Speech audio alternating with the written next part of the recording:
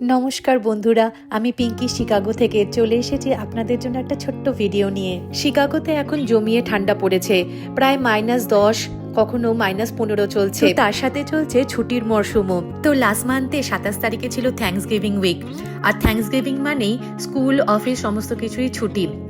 তবে এই ঠান্ডার মধ্যে দূরপাল্লায় কোথাও ঘুরতে যাওয়া তো কখনোই সম্ভব না, কারণ বাইরে এতটা পরিমাণে ঠান্ডা যে আপনি যতই জ্যাকেট, গ্লাভস, টুপি সমস্ত কিছু পরে থাকুন না কেন, তবুও আপনি শীতের কামড় থেকে বাঁচতে পারবেন না।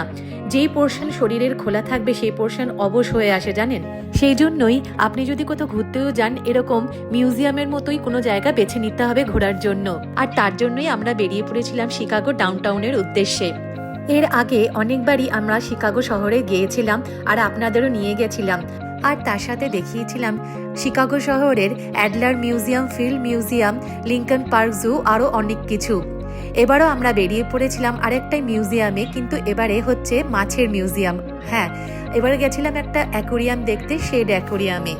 চারিদিকের অবস্থা দেখতে পাচ্ছেন, যেদিকেই দুচোখ যাচ্ছে বরফ আর বরফ, পুরো শহরটাই বরফের চাদরে ঢেকে গেছে। আর এই যে আমার ছোট মেয়ে কুহু, অনেকদিন পরে ঘুরতে বেরিয়েছে বলে তার আনন্দটাই আলাদা।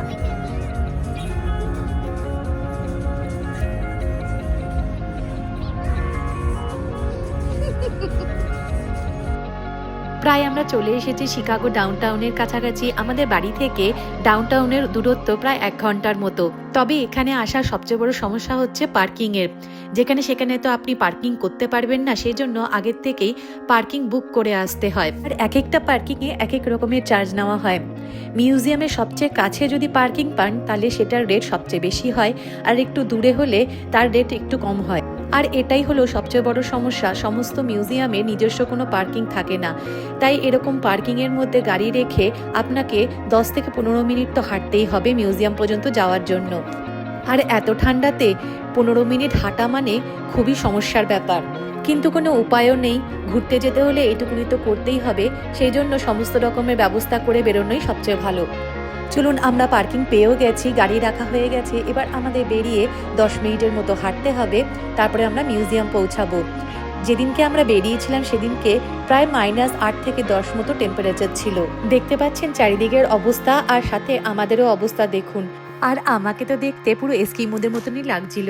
আমরা প্রায় মিউজিয়ামের কাছাকাছি পৌঁছে গেছি, আর এই দেখুন, এই এত ঠান্ডার জন্য আউটডোরে যত দোকানপাটগুলো ছিল সমস্ত কিছুই বন্ধ প্রায়। কারণ এই ঠান্ডাতে বাইরে হাঁটা চলা তো খুবই কষ্টকর, বাইরে বসে খাওয়া তো খুবই অসম্ভব ব্যাপার।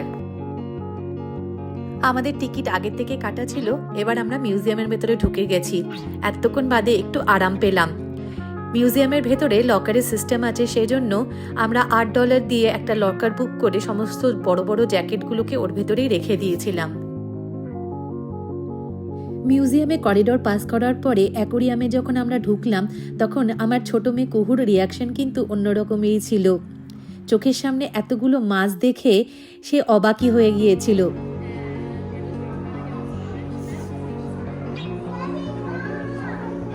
Where is the blue fishes, Mama?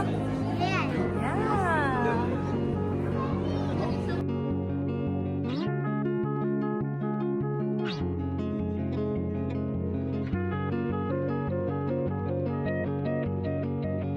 আর শুধুমাত্র ও কেন, এত বড় বড় অ্যাকোরিয়ামে মাছ এই প্রথমবার আমরাই দেখলাম।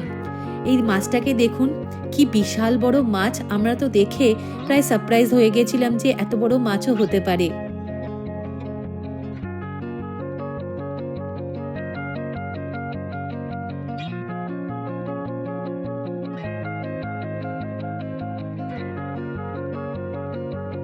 Mama, tortoise. Hey, the tortoise.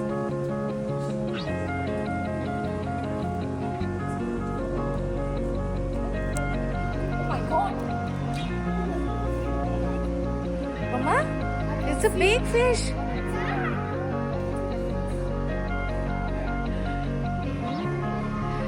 You want to take it home?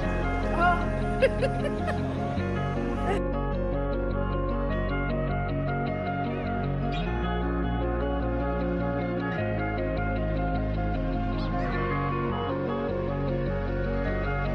প্রত্যেকটা অ্যাকোরিয়ামের সামনে এরকম ছোট ছোট মনিটর দেওয়া আছে, আর এই মনিটরগুলোর মধ্যেই এই মাছগুলো সমস্ত ইনফরমেশন দেওয়া ছিল।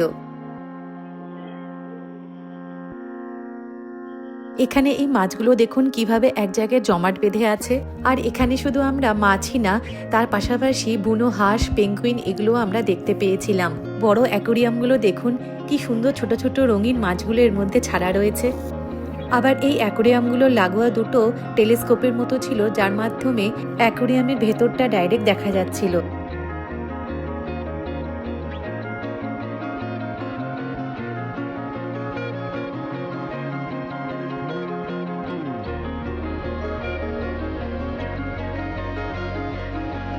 ঘুরতে ঘুরতে আমরা এই অ্যাকোরিয়ামটার সামনে আসলাম, যেখানে এই মাছগুলোকে ওপেন অ্যাকোরিয়ামের মধ্যে ছাড়া ছিল, যেখানে মাছটাকে আপনি ধরে ফিল করতেও পারবে।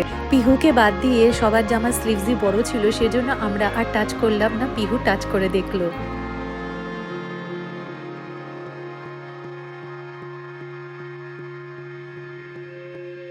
মিউজিয়ামের ভেতরে একটা ছোট্ট সবিনিয়ার শপ ছিল, কিন্তু আমরা ওখান থেকে কিছু কিনিনি। মিউজিয়ামের এই শপগুলোতে জিনিসপত্রের প্রচণ্ড দাম হয়, সেজন্য জাস্ট চোখের শান্তির জন্য দেখেই গেলাম। প্রায় অনেকক্ষণ ধরে খুঁজে বেড়াচ্ছিলাম, এবার ঘুরতে ঘুরতে ফাইনালি পেয়ে গেলাম। এবার আমরা চলে আসলাম ডলফিনদের ঘরে। এখানে সাধারণত ডলফিনের শো হয়, কিন্তু আমাদের অ্যাকোরিয়ামে পৌঁছাতে একটু লেট হয়ে গিয়েছিল, সেজন্য আমাদের যে লাস্ট শোটা ছিল সেটা আমরা মিস করে গেছি। তবে এই সুইমিং পুলটার মধ্যে অনেক ডলফিন ঘুরে বেড়াচ্ছিল আর মাঝে মাঝে লাফিয়েও উঠছিল, ওটাই দেখলাম। আর তারপরে এগিয়ে গেলাম, এই সুইমিং পুলটার ঠিক পাশে আরেকটা সুইমিং পুল ছিল, যেখানে এক ধরনের ডলফিনদের ট্রেনিং দেওয়া হচ্ছিল। আসলে ট্রেনিং না, ওদের খাওয়ানোর সময় হয়েছিল, সেজন্য খাওয়ানো হচ্ছিল। এই ধরনের ডলফিনগুলোর কিন্তু একটা নাম আছে জানেন, এইগুলোকে বলা হয় বেলুগা।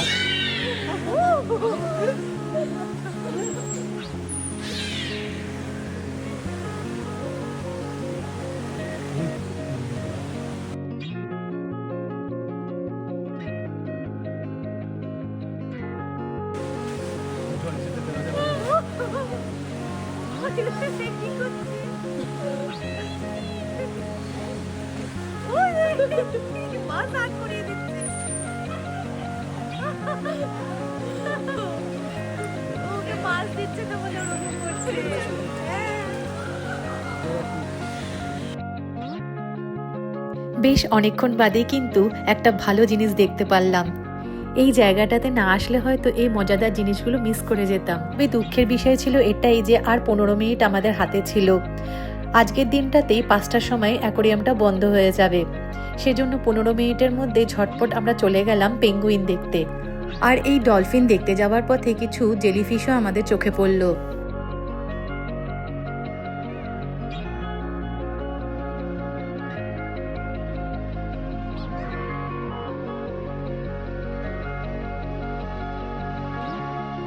চলে এসেছি আমরা পেঙ্গুইনের সেকশনে।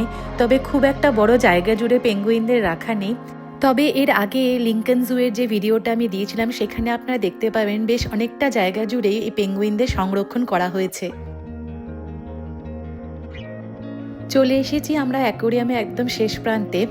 এখানে একটা বিশাল বড় অ্যাকোরিয়ামের মধ্যে বেশ কিছু মাছ সাঁতরে বেড়াচ্ছিল, আর আমাদের হাতে বেশি সময়ও ছিল না, তো আমরা সঙ্গে কিছু স্ন্যাক্স নিয়েছিলাম। এখানে বসে আমরা সেটা খেলাম।